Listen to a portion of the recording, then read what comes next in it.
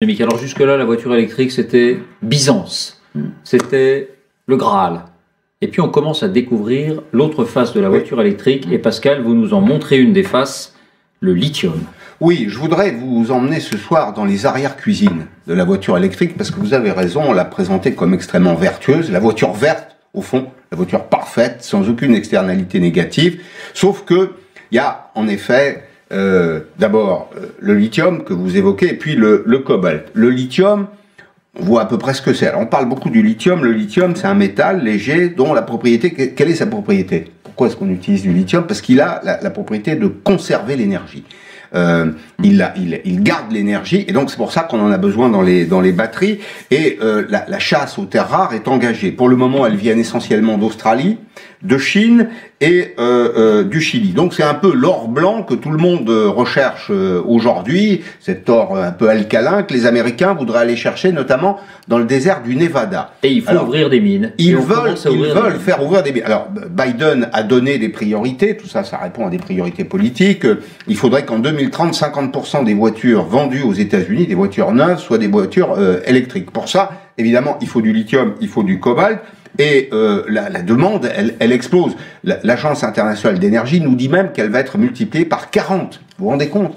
40 dans les 20 années qui viennent. Donc on est à Thacker Pass, dans le désert du Nevada, et une compagnie a déposé un projet pour creuser des excavations dans le sol, parce qu'on sait qu'il y a des réserves de lithium à cet endroit-là. Alors ça fait déjà partie de l'arrière-cuisine. 110 mètres de profondeur, 10 millions de litres d'eau par jour.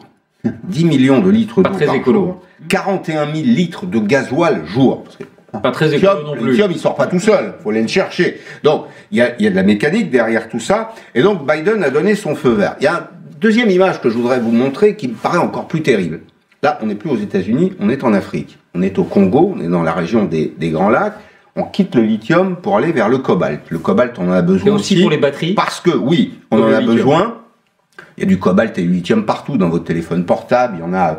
Aujourd'hui, il y a une demande constante. Le monde connecté exige ces deux terres rares. Et regardez ces images. Moi, je les trouve absolument stupéfiantes. Je considère que c'est le prix de notre bonne conscience.